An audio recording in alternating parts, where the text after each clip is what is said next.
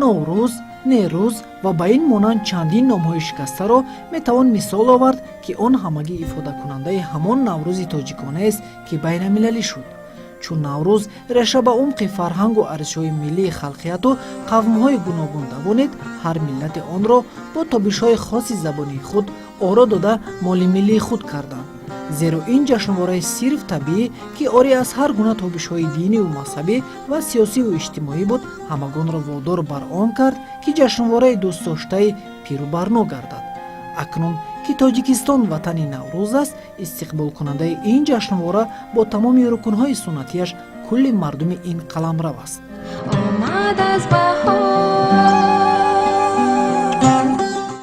در هر منطقه کشور نوروز با عنعنه‌های به خود خاص و باد و هوای موافق به جایگیرشوی جغرافی استقبال کرده می شود.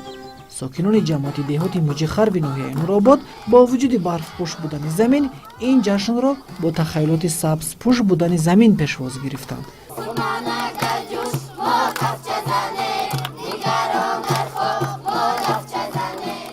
امسال با وجودی که هوا سرد آمده باشد هم، لیکن ساکنان این دیار به صبرانه این جشن را انتظاری کشیده، آمادگی های خوب دیدند. گلدخترکان این منطقه کشور باشند برای دیگر باره رسیدن به نوروز مژده نیک رسانیدند.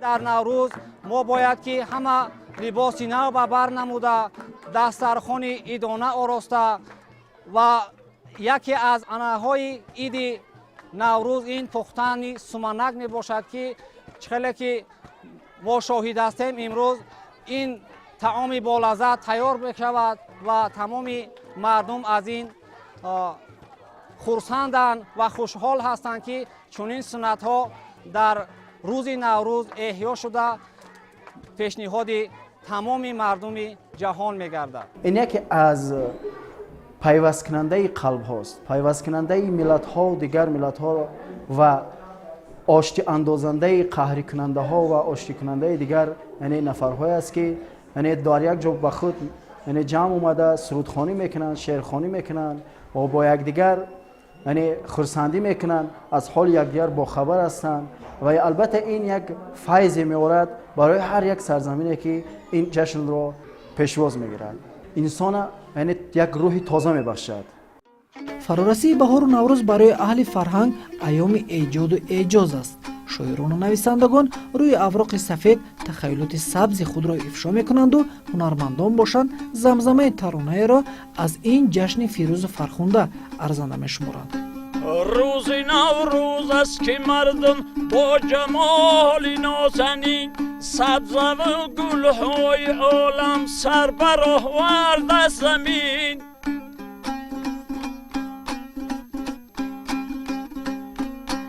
هر گیاه خشک باشد سبز کرده در بهار، وای که تخمی آدمین هرگز نروید از زمین.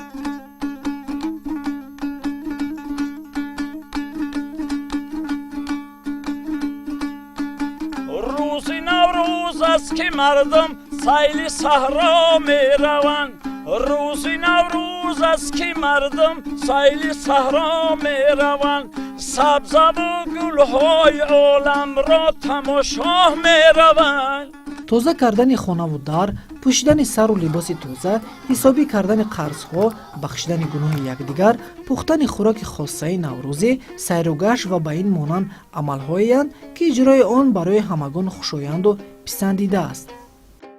نوروز و نوبهاران حمد و ثنا شما را، بلبل به شاخ هر گل خوش میزند صدا را. بهار آمد که من شیدا بگردم، چو مرغابی لبی دریا بگردم، پلنگ در کوه آهو در بیابان، همه جفتن چرا تنها بگردم. نوروزت مبارک. تشکر، نوروز شما هم مبارک.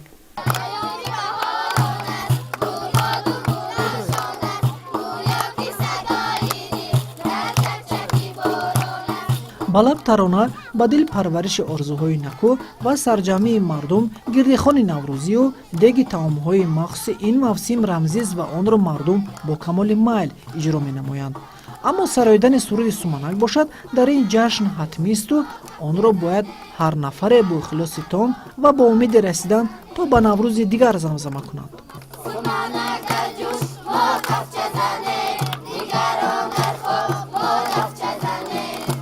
آرا دادن دسترخوان مخصوص ایدانه رمزیست و آن را هر یک نفر با نگاه تازه خود آماده می کنند. در بزمگاه نوروزگاه برگزار نمودن نمایش هنری باشد از زمانهای گذشته تا به امروز باقی مانده است.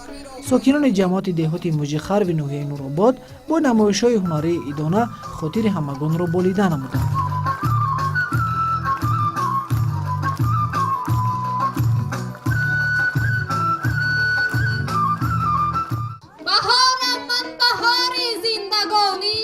بیارم بهر مردم شادمانی، طبیعت را من از نو زنده سازم، چمنها را ببخشا شادمانی.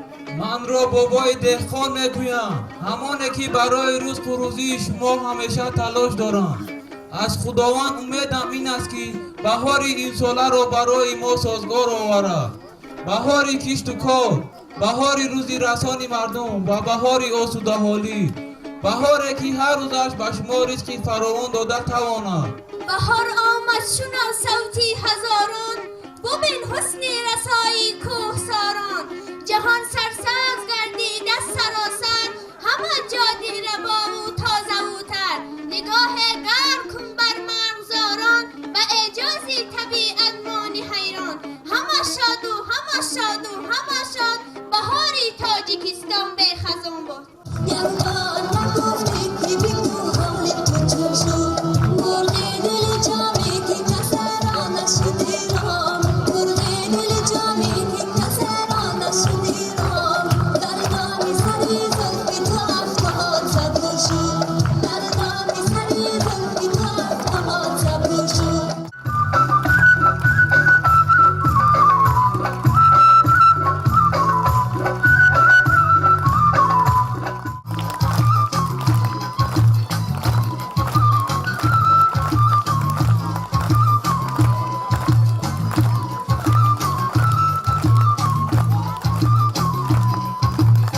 نوروز این برابر شوی شب و روز، احیای طبیعت، آغاز کشت و کار بوده، طبیعت بیدار شده، مرد دهقان باشد، با دانه امید خود را به زمین می پاشد تا که حاصل به دست آورده زندگی خود را خوب و گوارا گذراند. و همین خاطر امروز در چاره‌بینی چنین یک تصمیم گرفته شده است که نوروز بین المللی را جشن گیریم.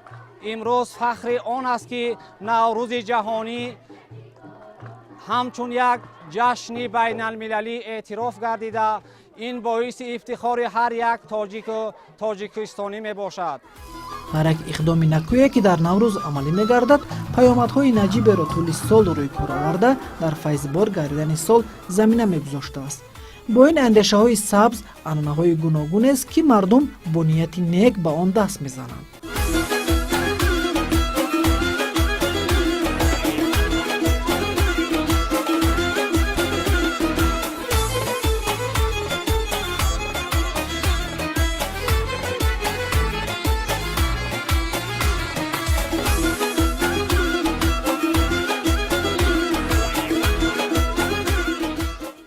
дар наврӯз нуқтаи муҳим он аст ки мардум нерӯи созандагӣ гирифта ба табиат ҳамгуна мешаванд.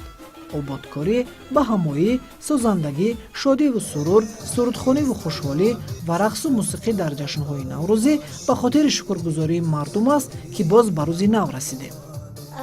айёми баҳорон аст, гулбоду гулафшон аст, гӯё ки садои дил дар чакчаки борон аст. тун дар бахӯриш ояд, дарёча ба ҷӯш ояд, аз ҷоми гули лола фарёди бинӯш ояд. дар боғ наво резад, сад гуна садо резад, овози дили булбул аз боди сабо резад. дар ҷашни идона хушҳолии ҷавонон бештар эҳсос мегардид. ҳамагӣ ин иди ниёгонро наврӯзи ҷавонон меномиданду фарраси онро ба якдигар шодбош мегуфтанд, зеро имсол барояшон чун соли ҷавонон пур аз рӯзҳои ҷавонист.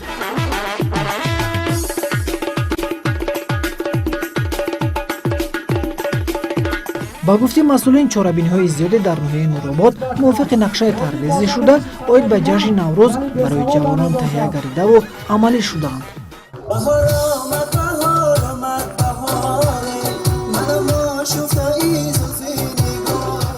ҷавонони ноҳияи нуробод аз омади наврӯзи байналмилалӣ бисёр рӯҳбаланд гардиданд ва ба сардиҳо нигоҳ накарда чорабиниҳои ноҳиявиро дар сатҳи хуб доир намуда истодаанд. дар ҳамаи ҷамоатҳои шаҳраку деҳот мулоқот бо ҷавонон доир намудаем ва инчунин мусобиқаҳои варзишӣ аз қабили волейбол, тенниси рӯи миз, шашкаву шахмат байни бонувон доир намудем ки ғолибон бо медалу ифтихорномаҳои бахши ҷавонон варзиш ва сайёҳии ноҳияи нуробод сарфароз гардиданд. дар асоси нақшачорабиниҳо бисёр озмунҳоеро доир намудем ки ҳамашон дар дурдастарин деҳаҳо аллакай баргузор гаштаанд.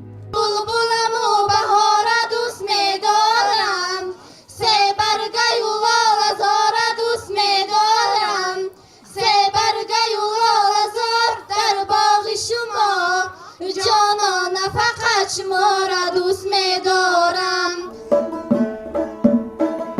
барои зебо намудану оро додани хона ва либосҳои идона бонувон гулдӯзӣ менамоянд. дар баробари оро додани мато суруду таронаҳо месароянд то илҳоми эҷодашон зиёд гардаду рӯи мато асаре эҷод намоянд.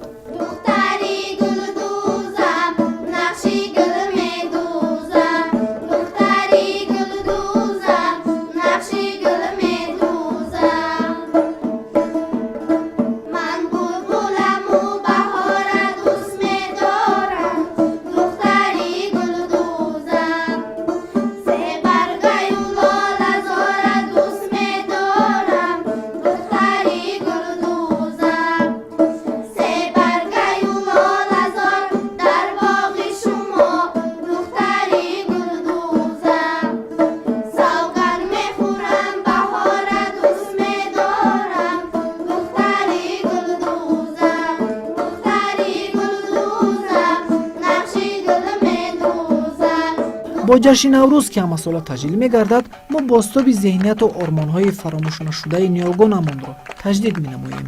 ин ҳама амалҳои накӯву наҷиби арзанда собитгари он аст ки наврӯз ҷашни воқеан ҳам милливу дӯстдоштанӣ ва ба ҳам орандаи мардумон ва созандаи пулҳои маънавии дӯстӣ ва ҳамкории мардумони на танҳо минтақаҳо балки сайёра мебошад. ин ҷашнвораи сирф табиӣ на танҳо қалбҳои мардумон балки фарҳангҳоро ба ҳам оварда муттаҳид кардааст.